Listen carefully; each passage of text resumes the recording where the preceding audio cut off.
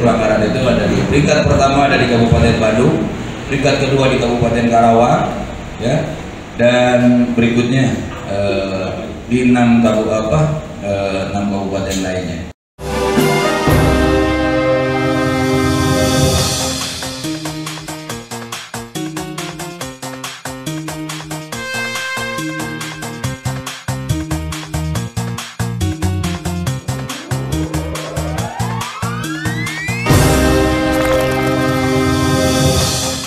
Assalamualaikum warahmatullahi wabarakatuh.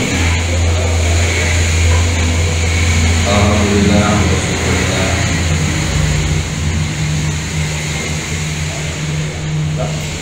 Nasta'inu ala umuri wa dini wa ala alihi wa sahbihi ajma'in amma ba'du. Puji syukur marilah kita panjatkan kehadirat Allah Subhanahu wa taala. Karena atas berkat dan rahmatnya kita dapat berkumpul pada kesempatan yang baik ini dalam gelaran pembahasan masalah 21 hari menuju 9 Desember 2020 mengenai supremasi hukum dalam penegakan demokrasi terkait pelaksanaan pilkada, pemilihan bupati dan wali kota.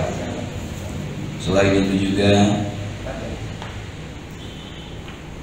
pembahasan berikut nanti ada pilkada dalam pusaran APBD, perspektif secara hukum dan politik. Oleh karena itu, atas berkat dan rahmatnya kita dalam keadaan baik bisa berkumpul pada kesempatan baik ini.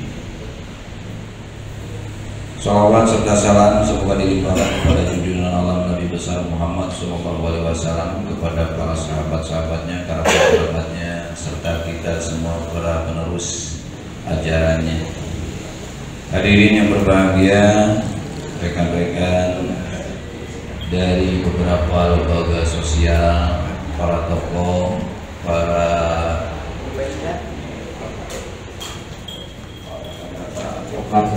advokat, juga para penggerak. Pada kesempatan baik ini kita akan membahas seperti yang tadi saya katakan di mukadimah. Dan saya ucapkan selamat datang kepada pemateri kita. Yang pertama Bapak Iwan Setiawan, Sarjana Hukum. Tepuk tangan adalah buat Pak Iwan. Ada Pak Iwan? Pak Iwan, yang ada adalah Bapak Umar Alam. Pak Umar Alam, ya, sebagai Ketua Forum Konstituen Kabupaten Bandung. Pak Umar Alam. Yang kedua Bapak Haji Sabtaji. Bapak Haji lagi perjalanan juga. Di jalan sampai lagi di jalan, nanti OTW di sini akan juga ada Bapak Siharudin SHMA. Tepuk tangan. Ketua Lembaga Hukum Anak Negeri. Ya, ada. Oke, terima kasih. Dan ketiga yang ahli dalam bidang kode etik ini Bapak Alam Jajang Lesmana, Sarjana Pendidikan. Bukan, ini jauh-jauh dari Karawang yang alhamdulillah bisa hadir pada kesempatan baik ini. Yang keempat ini prokes, ya, masalah COVID-19, Abdul Rahman, Sarjana Ekonomi. Direktur Pramasta Mabeswari. Betul, selaku Direktur Pramasta Mabeswari. Terima kasih atas kehadirannya, dan juga saya ucapkan terima kasih atas kehadiran dari Bapak Ibu semua yang hadir pada kesempatan baik ini. Tentunya dalam keadaan bahagia dan juga semangat 45 dan tetap menjaga NKRI harga mati. Tepuk tangan. Baik, kita akan mulai pada kesempatan baik ini perbincangan kita, ya, diskusi kita pada malam hari ini. Tentunya mudah-mudahan diskusi ini bisa membuahkan hasil dan juga kita bisa dapatkan suatu kesimpulan yang memang ini menjadi satu rumusan buat dijadikan sebagai acuan bahan untuk sebagai kita ajukan atau kita secara kalau misalkan ada pelanggaran tentunya kita akan ajukan bahwa ini adalah suatu pelanggaran. Karena sebentar lagi akan menuju 21 hari pilkada serentak. Betul. 9 Desember 2020. Ada beberapa kabupaten kan di Jawa Barat, tapi terdiri dari 8 kabupaten kota. 8 kabupaten kota, dan yang dititik beratkan seperti yang saya dapat keterangan dari Bawaslu Provinsi Jawa Barat. Yang pertama, banyak sekali kecurangan itu adanya pertama di Kabupaten Bandung. Tepuk tangan. Ya, itu nomor Wahid. Ya. Betul, nomor 2. Ya, ini saya keterangan dari Bawaslu. Bawaslu asli ya. Jadi bukan apa-apa, karena waktu tanggal 20 bulan kemarin saya ngobrol dengan Bawaslu Provinsi, bahwasanya pelanggaran itu ada di peringkat pertama ada di Kabupaten Bandung, peringkat kedua di Kabupaten Karawang, ya, dan berikutnya di 6 kabupaten lainnya. Nah, makanya data seperti ini mudah-mudahan bisa terpecahkan di malam hari ini. Ya, maka dari itu dengan hal ini maka Bamuswari TV ini menginisiasi untuk mengadakan dialog ini. Mudah-mudahan ini bisa menjadi satu solusi dan jalan keluar serta langkah kerja kita ke depan untuk mengawal demokrasi di negara Republik Indonesia yang kita cintai ini. Baik, hari ini yang berbahagia para tokoh, para pemuda, para penggerak, kita akan mulai pada diskusi kita yang pertama, yaitu seputar masalah pilkada dalam pusaran APBD, perspektif hukum dan politik. Ya, terlebih dahulu saya akan perkenalkan dulu ini narasumber kita yang akan berbicara pada termin sekarang ini, yaitu Bapak Umar Alam dan Bapak Syihabuddin SH.MA yang dianggap lebih kompeten untuk Oke. Pertanyaannya dok, yang pertama dulu nih buat biar jadi gambaran nih buat Bapak Umar Alam dan Bapak Syihabuddin. Ya, pertanyaan pertama adalah mungkin tadi setelah ini katanya bagaimana pandangan Pak? Nah, bagaimana pandangan menurut bapak-bapak yang depan ini tentang pilkada dalam pemusatan APBD, perspektif hukum dan politik, itu aja. Menurut pandangan bapak bagaimana? Ya, sebelum kita dialog ya, karena kita ini relax saja dialog, tapi terlebih dahulu alangkah baiknya mengenai masalah pilkada dalam pusaran APBD secara perspektif hukum dan politik. Kami persilakan Bapak Umar Alam dan Bapak Syihabuddin satu persatu boleh sekalian memperkenalkan diri untuk membahas mengenai hal ini. Terima kasih. Waktu dan tempat kami persilakan. Bapak Syihabuddin dulu boleh. Atau dari sebelah sana Pak, dari sebelah kiri saja. Ya, nggak apa-apa. Silakan Pak. Atur nuhun ke Assalamualaikum warahmatullahi wabarakatuh. Waalaikumsalam. Sampurasul. Wilujeng wengi, selamat malam pada teman-teman yang sudah hadir di forum diskusi ini. Khususnya juga saya ucapkan terima kasih pada Bamuswari yang saya kira ini acara sangat penting sekali untuk kita bahas terkait tadi bahwa tanggal 9 Desember 21 hari lagi kita akan menentukan arah pembangunan di Kabupaten Bandung khususnya. Sebelum masuk ke pematik materi, saya ingin memperkenalkan dulu. Nama saya Umar, lengkapnya Umar Alam. Di sini saya mewakili forum konstituen. Kebetulan saya sebagai ketua di situ. Forum konstituen itu kumpulan warga-warga di Kabupaten Bandung yang selalu gelisah ketika menghadapi pilkada yang 5 tahunan. Daripada kami bergelisah, akhirnya kami menghimpun diri di forum yang kita sebut forum konstituen. Kami ada di 31 kecamatan, berbagai aktivis dari mulai aktivis sosial, aktivis politik, aktivis seni budaya. Kita mencoba masuk ke ranah yang selama ini memang hampir hilang di tengah situasi pilkada, yaitu soal bagaimana gagasan dari sisi kami masyarakat untuk membangun kabupaten. Kalau kita pahami, output dari pilkada ini kan dua. Satu, kita akan memilih orang untuk didudukan sebagai bupati dan memilih dan akan menghasilkan gagasan pembangunan atau yang sering disebut dikenal oleh kita visi program, atau bahasa kami itu rencana pembangunan jangka menengah daerah. Karena nanti bupati terpilih dia harus menghasilkan dokumen rencana pembangunan jangka menengah daerah. Dan forum konstituen kita punya produk namanya RPJMD versi rakyat. RPJMD versi rakyat ini kira-kira apa sih kehendak, aspirasi dan keinginan warga Kabupaten Bandung khususnya dalam membangun Kabupaten Bandung 5 tahun ke depan. Sekira cukup, itu kira-kira perkenalannya. Tema yang tadi disampaikan menarik tapi memang agak berat bobotnya, saya kira soal bagaimana perspektif politik dan hukum melihat mobilisasi APBD untuk pilkada, ya, kira-kira begitu.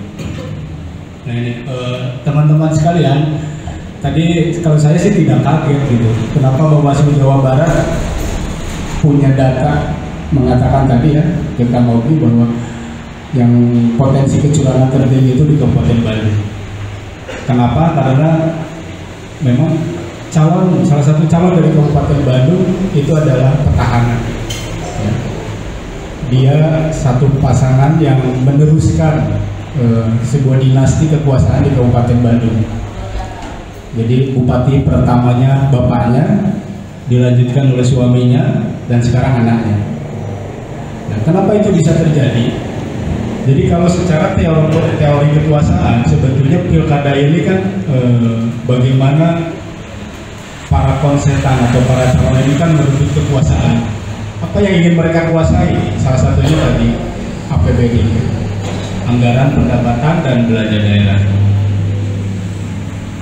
Kalau sebetulnya petahana atau keluarga petahana dulu kan di zaman Pak SBY yang saya ingat itu mencoba memutus mata rantai ini lewat undang-undang pilkada tahun 2014 untuk menolak ada politik dinasti. Ya, jadi ayah nggak bisa diturunkan ke istri atau ke anak atau ke paman atau ke menantu, tapi banyak yang menolak juga, dan itu digugat ke Mahkamah Konstitusi dan menang. Artinya pasal itu gugur, artinya bahwa siapapun dia, baik bagian dari keluarga petahana, dia boleh mencalonkan. Itu menarik sebetulnya. Satu sisi ada semangat bagaimana memutus kekuasaan ini secara turun-menurun dan membentuk sebuah oligarki kekuasaan di keluarga, tapi oleh Mahkamah Konstitusi ini dianggap melanggar konstitusi, nggak boleh. Undang-undang melarang seseorang untuk mencalonkan.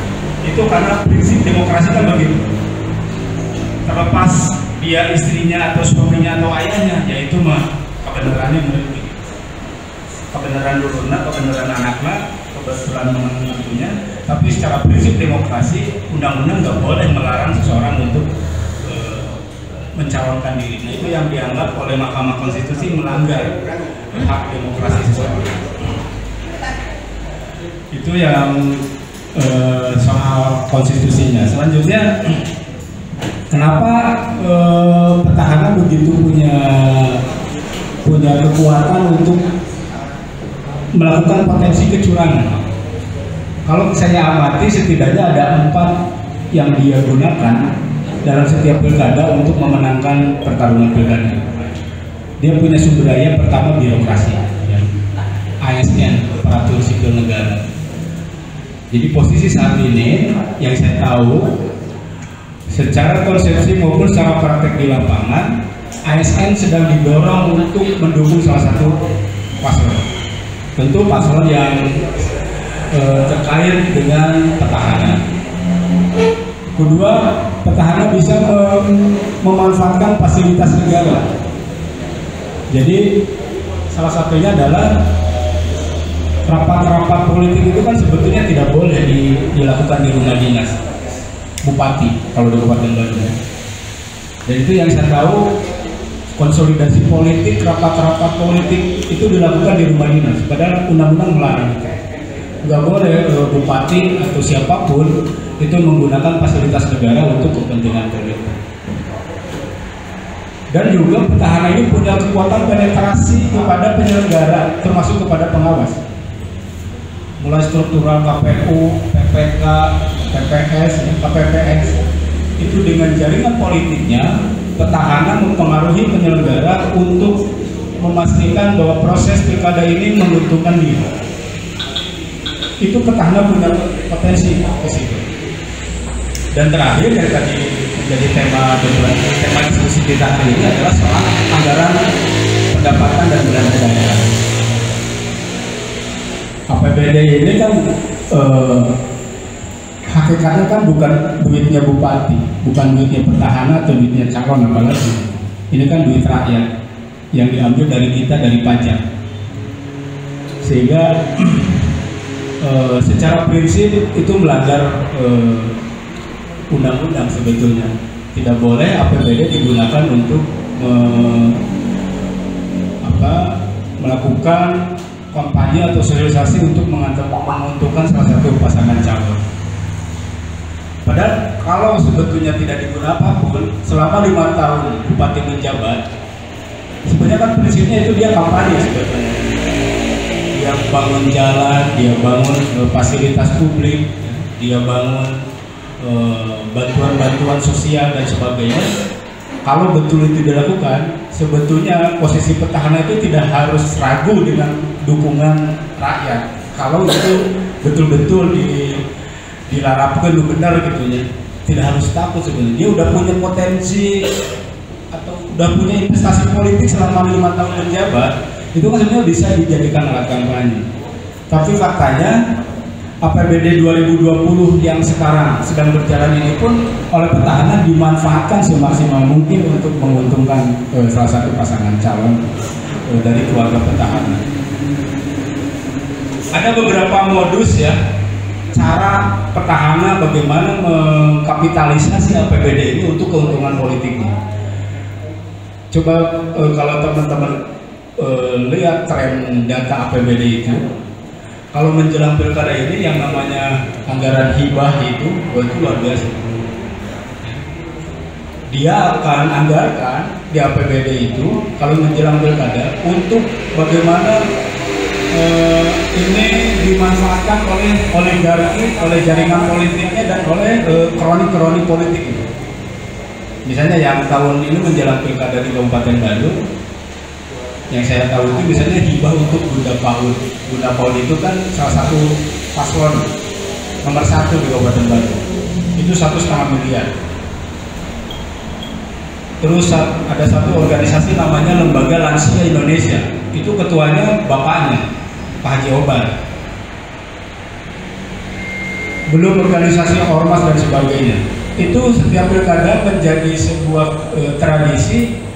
Mereka akan mendapatkan bantuan baik hibah ataupun bantuan sosial atau bansos. Jadi kalau menjelang pilkada, anggaran untuk ini akan naik drastis. Di tahun 2020 saya punya data untuk hibah itu 182 miliar. Yang ini tersebar dan tentu ini akan dipakai digunakan untuk politik. Di 21 hari terakhir ini mungkin dari setengah dari yang saya sebutkan tadi 182 miliar ini sedang turun ke lapangan untuk digunakan sebagai alat konsolidasi salah satu paslon. Yang kedua modusnya dia akan memanfaatkan silpa. Silpa itu kalau di APBD istilahnya selisih lebih antara penerimaan dan pengeluaran negara. Teman-teman harus ketahui bahwa Kabupaten Bandung ini tiap tahun silpanya itu tidak pernah kurang dari 500 miliar, setengah triliun setiap tahun. Jadi modusnya duit itu dia akan diinvestasikan di bank, Kalau misalnya 2 atau sampai 3% biasanya investasi di bank itu berapa yang dia dapat, dan itu akan dia pakai untuk pemenangan politik. Terus meningkatkan program yang sifatnya infrastruktur, jalan pertama, masjid, drainase dan sebagainya. Dan yang lucu biasanya kalau modusnya infrastruktur itu, kalau di satu desa misalnya dibangun jalan, maka dia akan bangun seperempatnya dulu. Dia bangun seperempatnya, bikin kontrak dengan warga sekitar, namun hanya dituluyun, pilihnya lah udah, karena dituluyun kerja jalan. Jadi ngahalangannya hukum sama rapat di hari itu modus di bidang infrastruktur. Ya. Selanjutnya petahana itu punya kekuatan juga, dia akan mendompleng program-program yang sebetulnya itu untuk masyarakat. Apalagi di tengah pandemi sekarang ini, itu bantuan sosial COVID-19 yang nilainya sekitar 123 miliar itu dipakai juga untuk politik. Yang temuan kami di Kecamatan Kertasari begitu. Jadi bantuan sosial COVID, maka dia titipkan di situ stiker dan sebagainya untuk paslon nomor 1, dan diinformasikan ke warga bahwa ini adalah bantuan dari nomor 1, padahal itu adalah bansos yang sebetulnya hak warga. Jadi tidak bukan dari salah satu pasangan calon. Belum lagi klaim-klaim terhadap program-program pusat, misalnya program PKH, ya, program bantuan pangan non tunai, BPNT. Kami menemukan di lapangan para pendamping program ini sekarang menjelaskan kepada warga bahwa ini adalah bantuan dari paslon nomor 1. Lamun temilih iya, mungkin tahun lalu mau bagian dari ya. Dan terakhir, penggunaan dana desa dengan kekuatan infrastruktur politik di desa, dengan kepala desa juga ini digunakan untuk menguntungkan salah satu paslon. Nah, yang menarik dari proses ini, seharusnya kan per bulan Agustus atau September itu ada APBD perubahan. Itu siklusnya kan begitu, APBD murni, nanti di semester kedua itu ada APBD perubahan. Normalnya begitu. Nah, yang ini kejadian yang nyata di Kabupaten Bandung, APBDP ini tidak terjadi, ditolak oleh Dewan. Dewan yang menolak itu fraksi-fraksi yang ada di paslon lain sekarang, ada di paslon 3. Fraksi PKS, Nasdem, PKB sama fraksi Demokrat. Karena apa? Karena di APBD perubahan 2020 itu masuk titipan anggaran-anggaran untuk finishing pilkada, sehingga ditolak oleh DPRD dan itu tidak terjadi. Nah, konsekuensinya maka penggunaan APBD ini kembali ke APBD murni. Kayaknya ini kasus yang jarang sekali di Indonesia ada APBD B yang ditolak.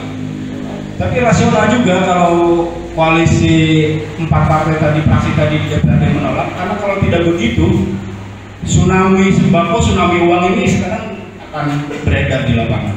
Kebayang berapa realokasi atau refocusing APBD 2020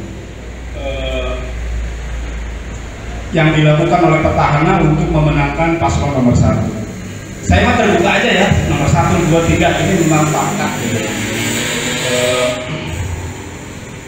Saya bisa mempertanggungjawabkan apa yang saya sampaikan.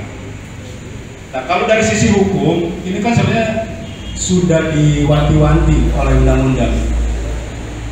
Nggak boleh. Di Undang-Undang Nomor 10 Tahun 2016 tentang perubahan kedua Undang-Undang 1 Tahun 2015 tentang pilkada, di pasal 70 ayat 1 itu diatur.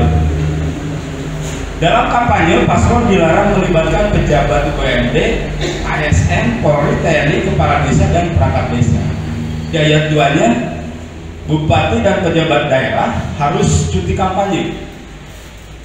Nah, kalau soal yang tadi di pasal 71 diatur pejabat daerah dilarang membuat keputusan atau tindakan yang menguntungkan atau merugikan salah satu paslon.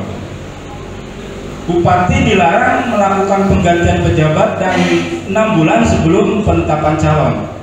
Dan ini yang ayat 3, dilarang menggunakan kewenangan, program, kegiatan yang menguntungkan atau merugikan calon. Apa sanksinya? Di ayat 5 dijelaskan sanksinya kalau terbukti salah satu paslon menggunakan APBD, fasilitas negara, menggiring ASN, mempengaruhi penyelenggara atau pengawas, sanksinya maka dia diskualifikasi dari pencalonan. Ini di teks hukumnya begitu, tapi di praktek hukumnya memang agak berat. Saya belum pernah dengar ada calon yang didiskualifikasi dari misalnya politik uang atau menggerakkan atau kepala desa. Jelas di sini kepala desa pun nggak boleh. Kemarin viral video beredar, terbuka satu kepala desa di Tejolaya, Pasir Jambu itu terang-terangan mendukung paslon nomor 1, tapi kan tidak ada sanksi yang tegas. Ya. Itu saja dulu teman-teman, ini sebagai pemantik diskusi saja. Saya kira akan lebih menarik kalau kita diskusikan, tapi prinsipnya betul tadi 21 hari ini hari-hari yang menentukan. Kalau lembaga survei Indonesia bilang peta politik pilkada itu tidak akan berubah kecuali 2 variabel yang akan merubah peta politik. 1, tsunami politik, 2, tsunami sembako dan uang. Nah, ini menjadi tanggung jawab kita bersama. Saya kira saya salut dengan Baru Suara yang mencoba mengangkat isu yang jarang didiskusikan sebetulnya, padahal itu penting. Ya, padahal itu penting sekali. Gitu aja sementara. Hatur nuhun.